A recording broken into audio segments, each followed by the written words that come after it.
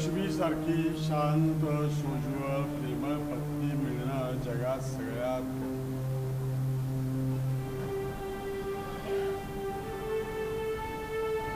तिचा पदर गॅसवर पडला आणि होत्याचं नव्हतं झालं. पण भाई तुम्हाला त्यांना वाचवता आलं असतं. दुर्दैवानं मी त्या दिवशी घरी नव्हतो. मीटिंगच्या निमित्तानं मी बाहेर गावी गेलो.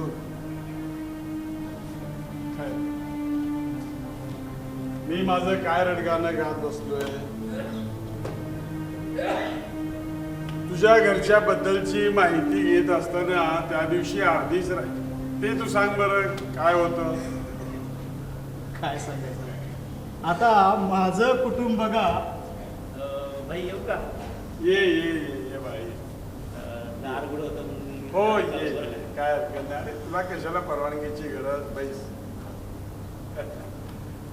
अरे इतक्या दिवसात तू आलाच नाहीस इकडे. भाई काय ते सिनॅप्सिस पीएचडीचा लिहिण्यामध्ये फार मग्न होतो. कसा बसा सबमिट केला का? बर बैस. काही पैशाची काही अडचण वगैरे नाही पाहिजे असेल तर निसंकोच माग. नाही भाई आपल्याला भरपूर काही शैक्षणिक सवलती आहेत. त्याचा फायदा होतो. खरंय. आणि बाबासाहेबांनी आपल्याला मला तर वाटतं कधी बाबासाहेबांनी आपल्याला जे आरक्षण दिलंय त्याच्यामुळं पुढच्या कित्येक पिढ्यांचं जीवनच पलटून गेलंय. मला तर एक काळजी लागलेली असती. तू म्हणतोस ते खरंय. आरक्षणामुळे आपल्याला बरेच फायदे झाले.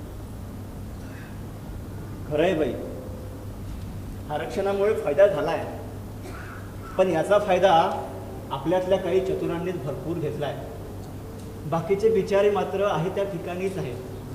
नगरपालिकेतल्या नाल्या उपसा करतायत आजही. कधी कधी तर वाटतं आपणच आपल्या माणसाला फसवतोय की काय.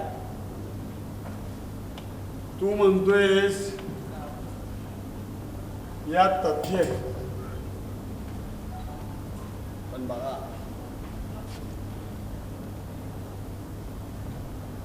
आपल्याला या सगळ्या गोष्टींचा आरक्षणाचा खूप फायदा झाला. पण सामाजिक विषमता दूर करायची असेल मला कधी कधी वाटतं की आपल्याला जर आरक्षण नसतं तर आपल्या समाजाचं काय झालं असतं. खरंय भाई तुमचं आरक्षण नसलं असतं तर फार अवघड झालं असतं. पण भाई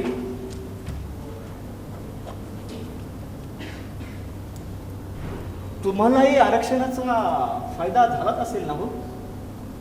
खरं सांगू सुद्धा गेल्या बऱ्याच दिवसापासून मी असा विचार करतोय की जर आपला हा सामाजिक संघर्ष टाळायचा असेल तर आता आम्हाला आरक्षणावर नव्हे तर आपल्या प्रतिभेवर श्रद्धा ठेवायला हवी. या जोरावरच आपल्याला पुढे जायला पाहिजे. भाई आरक्षणाशिवाय पुढे जाणं कसं शक्य आहे? का नाही? अहो ही जातीयता आता खूप गडद होत चालली आहे. पूर्वीच्या काळी म्हणजे मध्ययुगामध्ये तिचं स्वरूप फक्त दार्शनिक होतं. आता ते ह्यावेळी खोल अंतस्थ होऊन बसलंय आणि म्हणून ते गंभीर आहे. आणि तुम्ही एक दलित असूनही असं बोलता? हो मी दलित आहे अजूनही बोलतोय. मी कुठे नाकारतो की मी दलित आहे म्हणून. मी तर खुद्द बाबासाहेबांशी भेटलेलो आहे. महात्मा गांधींनी दिलेल्या हरिजन कल्याण समितीच्या अध्यक्षपदी माझी विराजमान पण आहे. भाई माफ करा तुम्ही स्वातंत्र्य सैनिक कल्याण समितीचे अध्यक्ष आहात. ते कोणत्या आधारावर? तुम्हाला सरकारने हा आलिशान फ्लॅट मोफत दिला. ते कोणत्या आधारावर? तुम्ही सरकारच्या मोठमोठ्या कमिट्यावर कार्यरत आहात. ते कोणत्या आधारावर? हे सगळं तुम्हाला मिळालं तुम्ही दलित असंही म्हणूनच ना. आणि तरी तुम्ही दलितांच्या बाजूने खंबीरपणे उभं राहत नाही. ही शोकांतिका आहे बाई. नाही सिद्धार्थ, तू मला कुठेतरी समजून माझी भूमिका समजून घेण्यासाठी कुठेतरी माफ करा बाई, पण जातीच्या आधारावर तुम्हाला जे मिळायला पाहिजे होतं ते सगळं मिळालंय. बाबासाहेबांनी आपल्याला आरक्षण दिलं पण याचा फायदा तुमच्यासारख्या काही चतुरांनीच घेतला, शिकलेल्यांनीच घेतला. आजही आपले कोट्यावधी बांधव 2 वेळच्या भाकरीसाठी दारोदार फिरतायत. याचं तुम्हाला काही वाटत नाही? म्हणजे तू गांधींना मानत नाहीस तर? भाई, याचा अर्थ असा होत नाही. कोणत्याही दोन व्यक्तीमधले मतभेद हे त्या काळच्या सामाजिक परिस्थितीचं द्योतक होतं.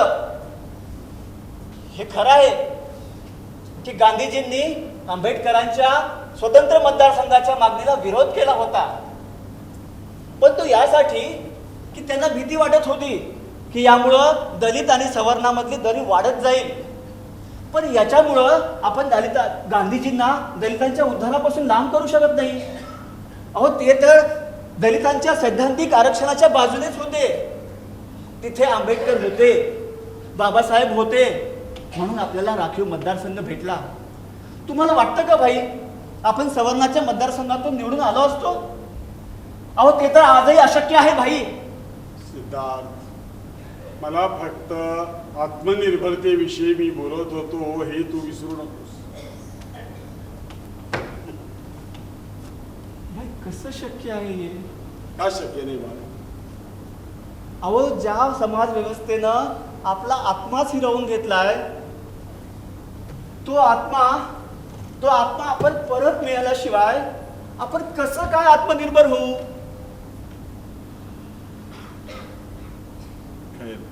भाई, मला माफ करा, मी थोडं जास्तच उत्तेजित झालोय. नाही रे बाळा, तुझ्या वयामध्ये असताना मी सुद्धा असाच अग्रेसिव्ह असायचो.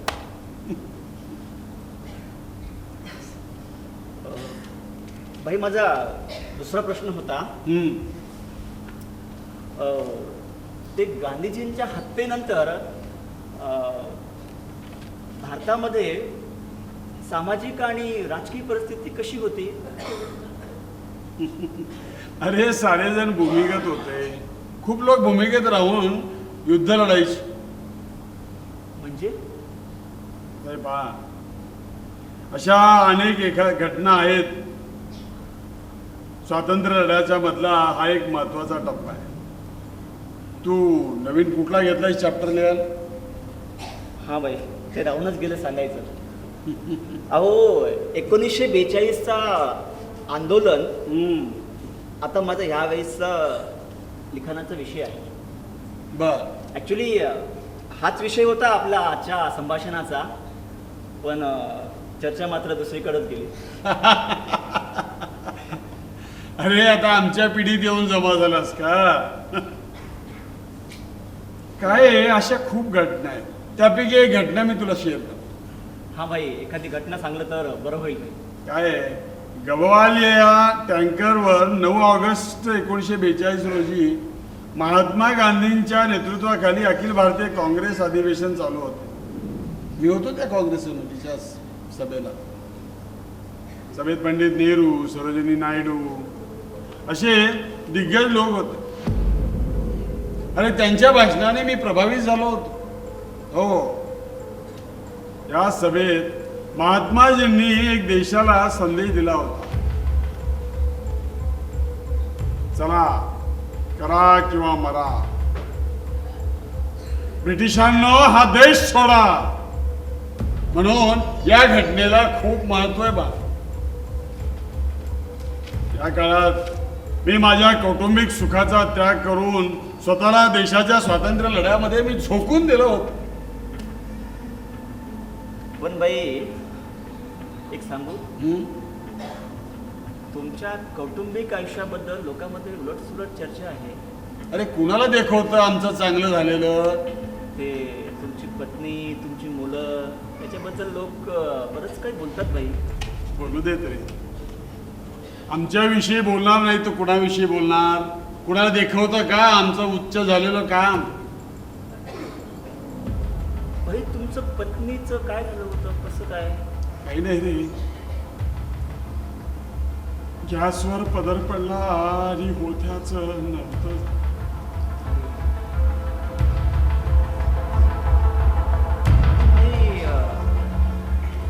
तुमची मुलं? असतो राहुल, अमेरिकेला असतो.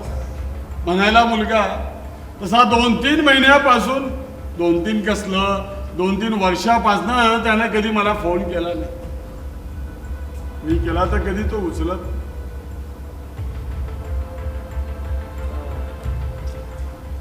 भाई माफ करा, मला हा विषय काढायला नाही पाहिजे होता. ठीक आहे बाई, आपण पुढचं बोलूया. भाई माझा पुढचा विषय आहे, माझ्या प्रबंधामध्ये स्वातंत्र्य लढ्यामधल्या महिलांच्या सहभागाविषयी एक चॅप्टर आहे. बर, विचार. त्याच्यामध्ये मला त्या शालिनीताई गोस्वामींच्या कार्याबद्दल फार आकर्षण आहे. त्यांचं आत्मचरित्र वाचलंय मी. तिथं लिहिलंय की तुम्ही त्या तुमच्या सहकारी होत्या. हो, ते कसं? फार मोठ्या स्वातंत्र्य सेनानी होत्या. त्यांचं कुटुंबच स्वातंत्र्य सैनिक होत. भाई त्यांच्या आत्मचरित्रात असंही लिहिलंय की तुमचे आणि त्यांचे पती म्हणजे स्वातंत्र्य सैनिक दामोदरराव गोस्वामी यांचे बरेच वाद झाले होते. गैरसमज असतो, गैरसमज, निव्वळ गैरसमज. आई, त्यांची माझी भेट पहिल्यांदा शिवाजी पार्कवर झालेल्या एका सभेत झाली होती. त्यानंतर त्या माझ्याकडे मंत्रालयात जाण्यासाठी यायच्या. आम्ही मिळून सारी कामं करायचो.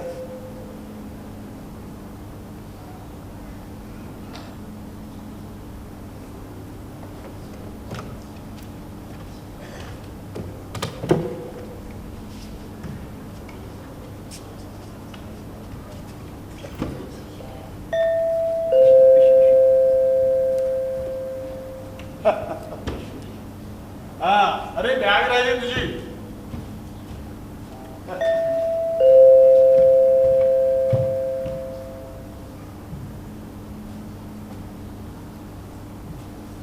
या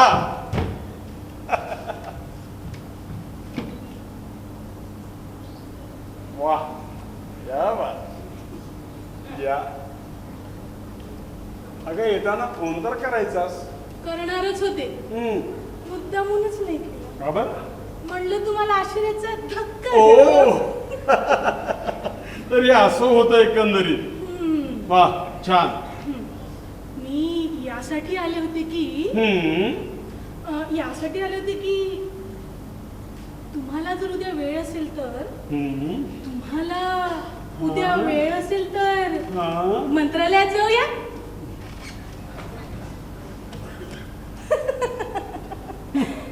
सावंतांचा फोन आला होता, म्हणत होते फाईल शेवटच्या टप्प्यात आली आहे म्हणून.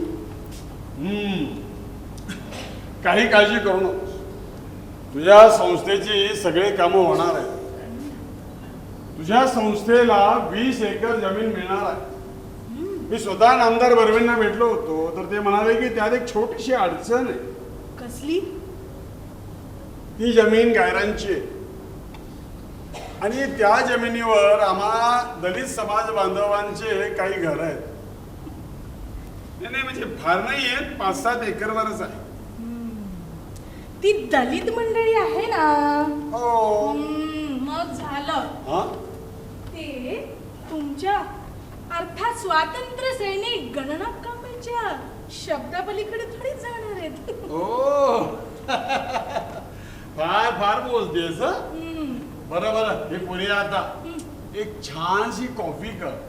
तू मस्त कॉफी करतेस. हे पण सगळं लक्षात आहे ना? ही काय पहिलीच वेळ नाही. हो. साखर किती? अगं फार नको, पण तुला माहिती आहे ना. जरा नामदार बर्वेंना फोन करा ना. बोललो होतो की मी त्यांना. ते म्हणाले तुम्हीच जा आणि तिथे काहीतरी व्यवस्था करा. तुम्ही गेलात म्हणजे काम होऊन जाईल. मी तेच म्हणत होते. केव्हा निघायचं? आत्ता नको.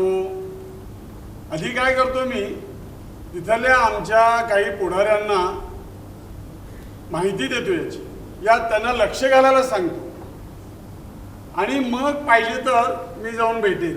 म्हणजे माझा अंदाज आहे की तिथलं काम त्यामुळे सरळ सरळ मार्गी लागेल. तुमचा अंदाज कधी चुकलाय का?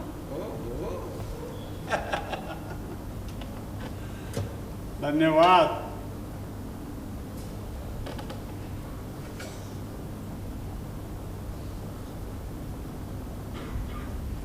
मी असं ऐकलंय की दामोदरराव माझ्यावर नाराज आहेत म्हणून. हम्म. का?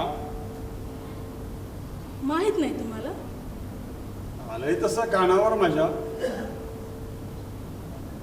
हो, कुणीतरी सांगितलंय त्यांना आपल्याबद्दल. कुणी सांगितलं? ते माहिती नाही, पण त्यांना कळलंय की आपण नेहमीच भेटतो ते. हे पहा शालू, मी याला काही भीक घालत नाही हं. पण एक गोष्ट खरी सांगू, हम्म. मला मला तुझी खूप सवय झाली का आता. लग्न करता माझ्याशी? हं. केलं असतं ग, पण पण काय? पण पण राहुल, तू माझ्याशी नीट बोलत नाही ग.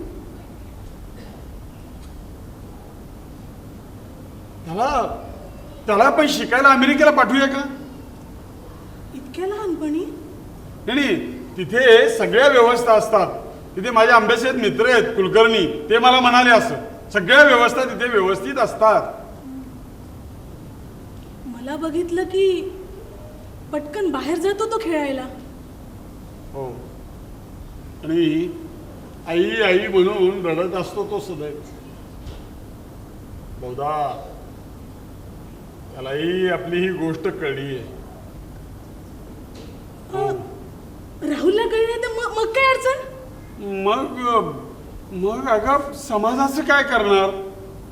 ते म्हणजे ती प्रतिष्ठा आली येते माझी. आणि शिवाय दामोदररावांचाही प्रश्न आहेच की. मी माझ्या मनाची पूर्ण तयारी केली आहे, तुमचीच नाहीये.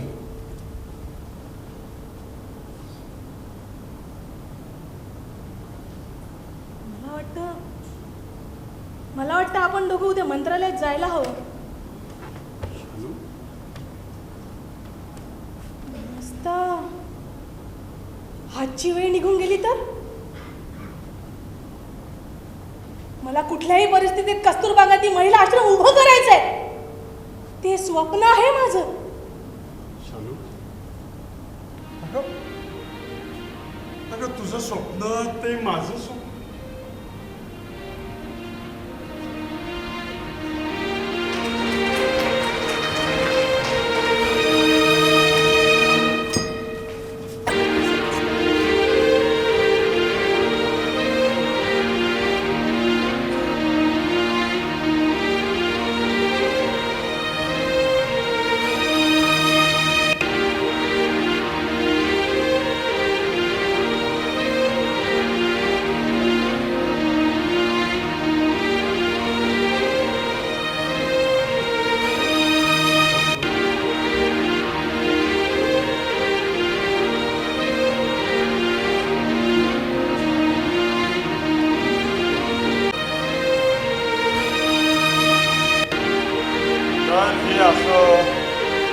ती नेहमी मला मंत्रालयाच्या कामानिमित्त भेटायला यायची आणि आम्ही मिळून सेनानीचं कार्य करायचो.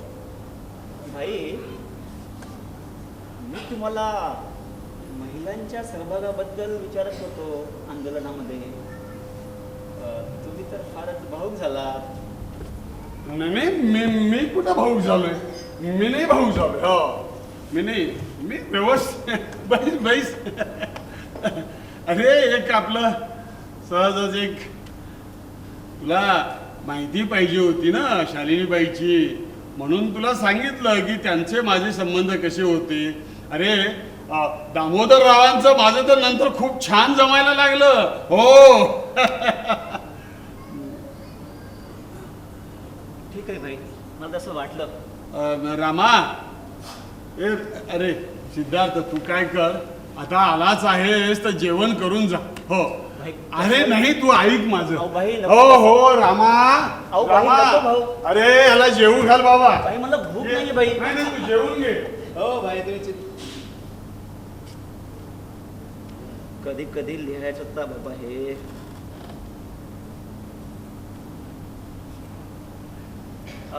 तुम्ही भाईंना सांगा बरं का, मी जेवणार नाही प्लीज. आता एवढंच बाकी होतं. मी काय म्हणतो, जेवा की जेवा, कशाला सोडता एवढा चान्स. अहो तुमचा काहीतरी गैरसमज होतोय. मी इथं जेवायला नाही, इथं लिहायला आलोय मी. ओ असो का. मी काय म्हणतो, जे लिहायचंय ते थोडस नीट लिहा की. म्हणजे अहो नको ते प्रश्न कशाला भाईला विचारून परेशान करताय. तुम्हाला माहित नाही, तुम्ही गेल्याच्या नंतर साहेब रातच्याला झोपत नाही. अहो माझं कामच आहे ते, माझा प्रबंध तसा आहे आणि ठरल्याप्रमाणे तेच विचारतोय मी. बरं बरं, हे सगळं झाल्याशिवाय तर माझा प्रबंध पूर्णच होणार नाही. विचारा बरं विचारा. नाही नाही विचारा. पण मी काय म्हणतो, या पुढं कसलेही आलतू फालतू प्रश्न विचारायचे नाहीत म्हणजे नाही. कोणाला आलतू फालतू म्हणतोस तू? नोकर आहेस, नोकरासारखंच राहा. काय बोलायचं काही पद्धत बिद्धत आहे की नाही तुला? काहीतरी बोलतोय उगा आलतू फालतू म्हणून. काय शिकवलं ना तुला कोणी? नीट बोलायचं, कसं वागायचं सांगितलं ना तुला कोणी? काहीतरी म्हणतोय उगाच. ए कुणाची अक्कल काढतो, कुणाची अक्कल काढतो तू? आवाज आवाज खाले, तुला सांगितलंय ना, आवाज खाले. फालतू फालतू विचारायचं नाही म्हणून. नोकर आहेस, आवाज आवाज खाले. मी बाईला सांगेन नाही तर. अरे अरे काय चाललं रामा? रामा रामा, चार काय उगाच झालं? शिकायचं. स्वतः बॅरिस्टर समजतोस काय तू, हा? थांब थांब, काय झालं? अहो भाई, आता मी ह्याला काय म्हणतो बाई, एवढंच. मी आजपासून इथे परत येणार नाही. अरे पण का? तुमचा नोकर नाव राम, पण वागणुकीच्या नावाचा बोंबा बोंब. विचारा त्याला. रामा, काय झालं बाबा? आहे हे असं काय म्हणलो यास? मी एवढंच म्हणलं याला की विचारायचं ते विचारायचं, उगाच आलतू फालतू विचारायचं नाही. बाय अरे पण काय म्हणा बस, गेल्याच्या नंतर तुम्हाला किती त्रास होते हे बघितलंय मी.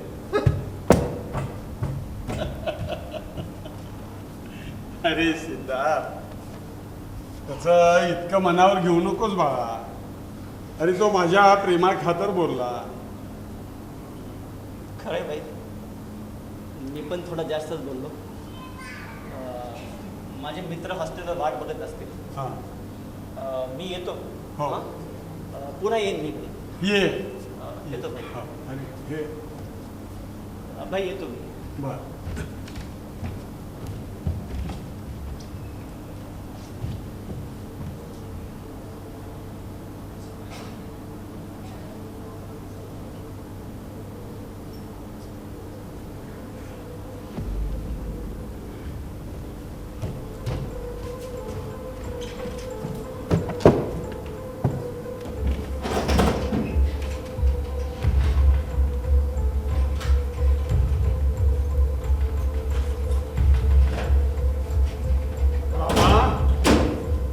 अरे रामा,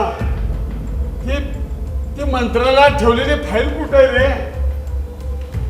अरे बाबा, हा अन्वेला कुठे जातो काय माहित आहे. रामा, रामा,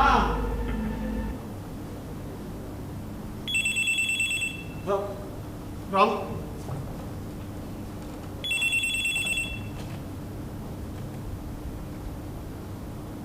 हॅलो, मी गणनायक पिराजी कांबळे बोलतोय, स्वातंत्र्य सैनिक. हे तू परत फोन लावलास? हराम खरा, कोण आहेस तू? हे पाय असले फोन देऊन धमक्या लावू नकोस. अरे अरे पण तुला पैसे कितीला द्यायचे मी? कोण आहेस तू? माझ्या मुलाबद्दल माहिती माहिती माझ्या माझ्या बायकोबद्दल माहिती शालिनी बाईबद्दल माहिती तुला सगळंच कसं काय माहिती आहे काय बा आज जर तू उच्चारी केलास ना तर तुला काय खाली चिरडून टाकीन पोलिसांची कोणाला धमकी देतोयस अरे माझे संबंध कुठपर्यंत आहेत माहिती का तुला हा हे बघ माझ्या विचाराचा अंत पाहू नकोस हा मी तुझ्या सरकारनं कित्येक वेळेला देशोधडीला लावलेलं आहे हो बोलतो गेले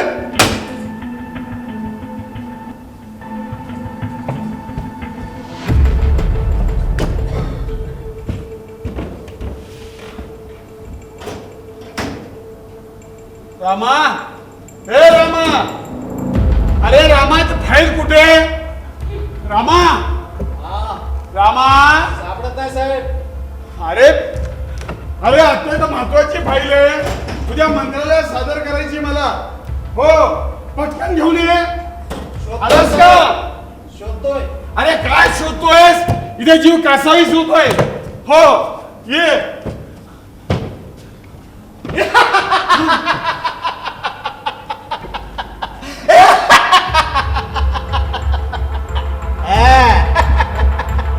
काय काय चालवलंस तू रामा अरे जय भीम कोण आहेस तू अशी काय करतोयस ओळखत ना म्या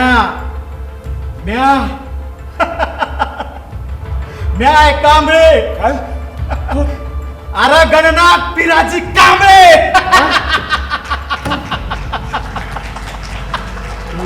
ओरिजिनल स्वातंत्र्य सैनिक तू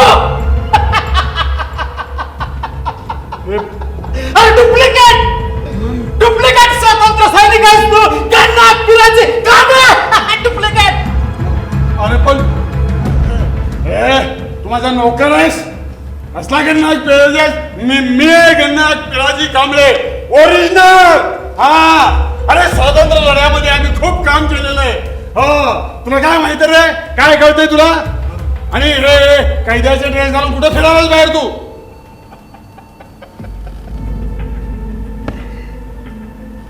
नोकर नाही गणनाथ पिराजी कांबळे आहे मी आणि तुला सांगतो नोकर असण्याचं नाटक करत होत अरे पण तू तर 6 महिन्यासाठी तुला शिक्षा झाली होती ना तुम्ही जेलात मग इथे कशाला आलास तू हा अरे हो जेलातच होतो मी मग पण आता जेल फोडून आलो या कशाला आलास तू तुला भेटाया मला कशाला भेटायला मग तेव्हा तू असं करू नको हे बघ मला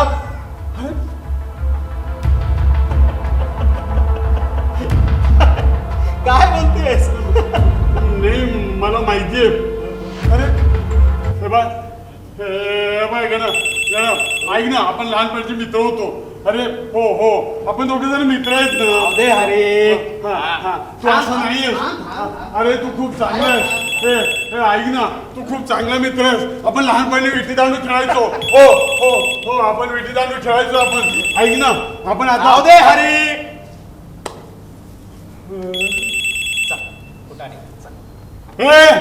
असले भेटायला चाल या घरात करायचे नाही मला इथे एक प्रतिष्ठा आहे प्रतिष्ठित नागरिक आहे मी चल तू चालतो घरातून बाहेर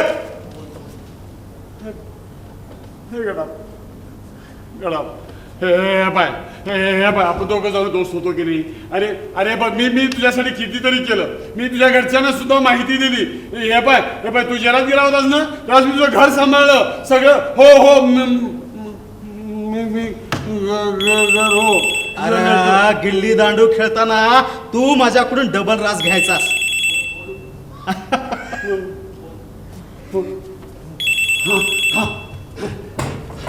हॅलो हो हो नाही हो आज संध्याकाळी बैठक आहे हो हो नाही नाही हे बाप विषय बैठक वगैरे काही लांबलेली नाही आजच आहे हो आपण अर्धा पाऊण तास वेळ आहे अजून हो मी करतो व्यवस्था काय आहे विषय तोच सत्याचे प्रयोग हाच होणार आहे हा दुसरं काहीच होणार नाहीये तुम्ही या सगळेजण या वेळेवर या हा हा हो हो धन्यवाद हो हरी हा हरी हरी नारायण पेटकर बस तू गण्णाक कांबळे आहे बे. काय बोलत होता फोनवर तू गण्णाक कांबळे आहे हो, मग तू पेटकर आहेस तू मी अरे पण हरी भाऊ नारायण पंत पेटकर आहेस तू फोन आला मीटिंग आहे ना मीटिंग आहे हे बघ तुला काय बोलायचं हा. ना ते लवकर बोल माझ्याकडे अर्धा पाऊण तासाच वेळ आहे आणि चालता हो बरं इथून या घरातून चालता हो कारण अरे मला इथे एक खूप मोठी प्रतिष्ठा आहे हा हा तू आताच फोनवरती म्हणलास ना हो अर्धा पाऊण तास वेळ आहे हो म्हणून. हो आहे ना हो हो अरे पण हे बघ. अरे तोपर्यंत आपण सत्यावरच्या प्रयोगाचं प्रॅक्टिकल करूया ना म्हणजे काय तू आता मला तत्वज्ञान सांगणार आहेस हा तू मला तत्वज्ञान सांगणार आहेस आता अरे तू म्हण प्रतिष्ठित हो मग हा? अरे कसला प्रतिष्ठित रे तू हे बघ, मी स्वातंत्र्य त्या शहराला माहिती आहे सगळ्या मी महात्मा आहे हो महात्मा कांबळे तू हरिभाऊ आहेस हरिभाऊ नारायण पंत तू हरिभाऊ आहेस कुठून आणलंस रे हे प्रतिष्ठा कुठून आला हा मान सन्मान कुठून कमवलीस रे ही सगळी संपत्ती या स्वातंत्र्य सैनिकाच्या सन्मान पत्रावरच ना अरे ह्यावरती अधिकार माझा आहे माझा नाही या गण्णा कांबळेचा माझ्या अरे मला तुझी सवय तू झाली गप्प बस हरी शांत बस तू बस तिथे मी आहे ओरिजिनल गण्णा कांबळे आहे मी आधी कांबळे मान मला मान. रामा काय म्हणतो रे कांबळे हे बघ, मला सोड पण आता म्हटलं बघ. ऐक ना तुमच्या पाया पडतो हे सगळी संपत्ती घे माझी सगळी प्रॉपर्टी घे पण मला हे सन्मान पत्र मात्र मला दे रे अरे अरे अरे मला सवय झाली त्याची मी नाही जगू शकत त्याच्याशिवाय बस तू किती सोंग करतोयस किती सोंग करतोयस तू म्हण लहान असताना त्या शाळेवरचा इंग्रजाचा ध्वज खाली उतरवला आणि आपला तिरंगा चढवला तुझा बाप म्हण आझादीच्या लढाईत होता ए हरी तुझी माय म्हण स्वातंत्र्य सैनिकाला जेवण पुरवायची आणि तू गवालिया टँकच्या सभेत गांधीजीला भेटला किती थापा मारशील अरे तुझा बाप ना त्या सिनेमाच्या टाकीकडे फुटाने ऐकत होता आणि तुझी माय ना त्या धुणे भांडे करत होती आणि तू अरे तुला तर नालीवर नीट हाकता बी येत नव्हतं र आणि तू कधी जेलात गेलास आठव ती रात्र होय आठव ती भयानक रात्र आपल्या गावावर इंग्रज फलटणनं हल्ला केला होता सगळीकडे जाळपोळ लुटालूट बंदुकीच्या गोळ्या तू वहिनी सोबत आणि तुझ्या लेकरासोबत घरात बंद होतास 3-4 दिवस बंद होतास अन्नाचा कण नव्हता तुमच्या पोटात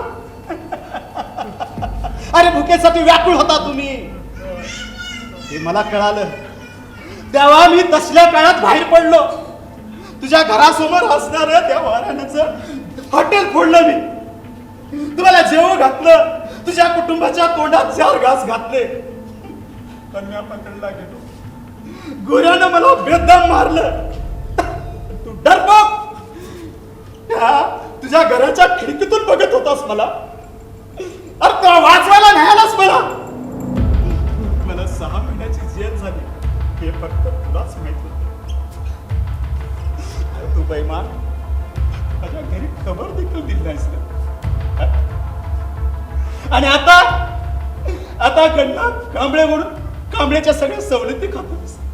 अरे तू कधी पाणी नाही पिलं माझ्या घरचं आणि माझं नाव घेऊन सगळ्या सवलती खायला बरं वाटतं रे. अरे बेटकरा सवलतीसाठी तू स्वतःचा बाप बदललास की रे.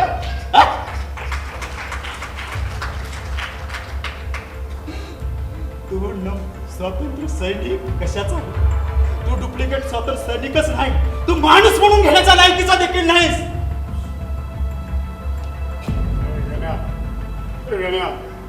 काही कर बघ, ऐक ना, हे जे माझं हे प्रमाणपत्र आहे, हे सन्मानपत्र आहे, हे बघ, हे मला घेऊन दे रे.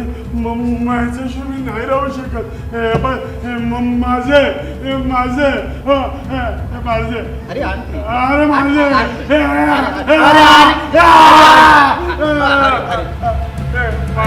माझं जगणे.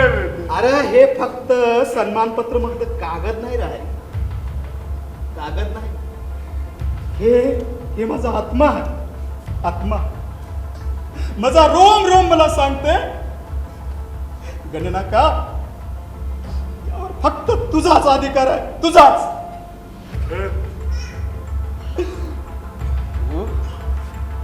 तू दोस्तीच्या तर लायकीचा नव्हतासच, तू कशाचाच लायकीचा नाहीस.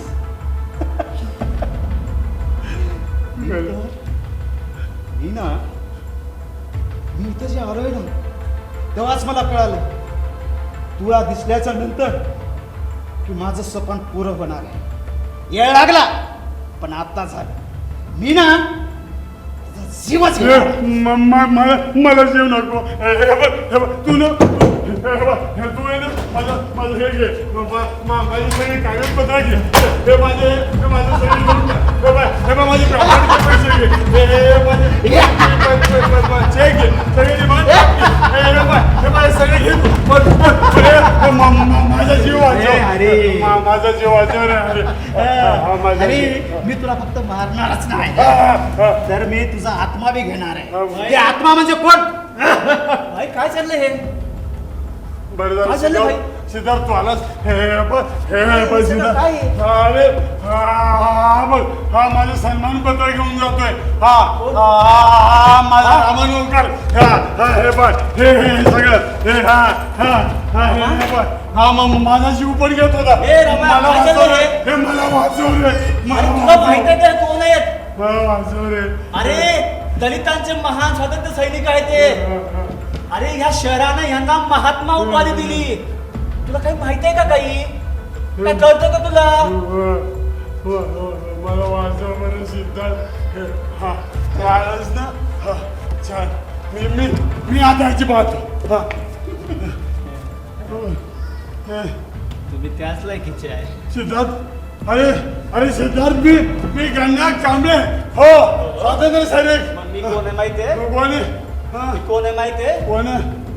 मी सिद्धार्थ नाही, मी आहे महान स्वातंत्र्य सैनिक गौतम गणनाथ कांबळेचा मुलगा गौतम गणनाथ कांबळे. गौतम गणनाथ कांबळे म्हणजे तुम्ही दोघा जणांनी मिळून मला म्हणजे हे सगळं नाटक होतं. सगळं नाटक तुझं होतं. PhD नाटक होतं. हो, तुझं तसं तुम्ही नाटक केला होता. माझ्या वडिलाचं नाव वापरून सगळ्या जगाला फसवायचं. अरे पण हे बा सिद्धार्थ, हे तू घे प्रॉपर्टी घे, माझे सगळे फॅक्टरीचे कायदा घे, हे बा सगळे माझे पैसे घे, पण मला जीव द्या, मला जीवदान द्या. हे बा अरे असं करू नका रे. हे बा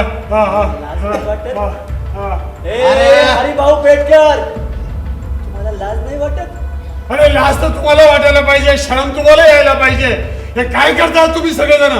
माझ्या वडिलाचं नाव वापरताना, खोटे जातीचे दाखले तयार करताना, आरक्षणाचे फायदे घेताना स्वातंत्र्य सैनिकाचे फायदे लोटताना ही चोचोगिरी करताना तुम्हाला शरम नाही वाटत हा? महिबा, शालिनी बाईच्या गोस्वामी सोबत तुमचे अनैतिक संबंध होते. एवढं निर्लज्जपणाला कळस करून तुम्ही त्याच तोंडानं बाबासाहेब नेहरूजी आणि गांधीजींचं नाव घेता. तुम्हाला लाज नाही वाटत? सिद्धार्थ, लाज नाही वाटत?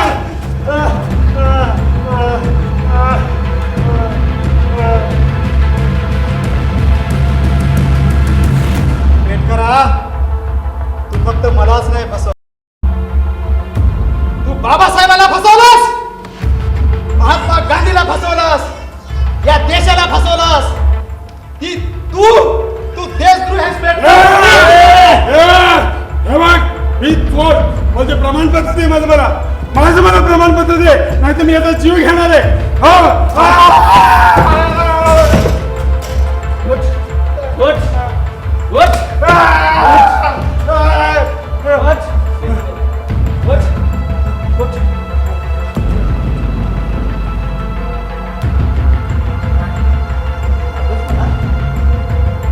आठवस? आठवस?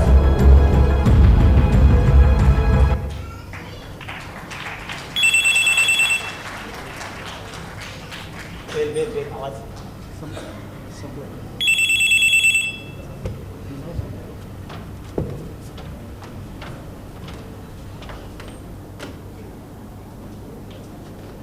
कोण येते? लाईट.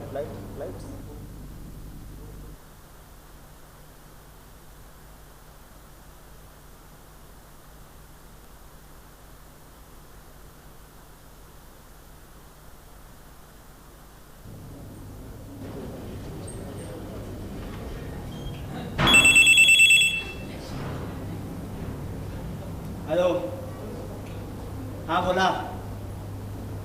नाही, मीटिंग कॅन्सल झाली आता. होणार नाही मीटिंग. काय कारण?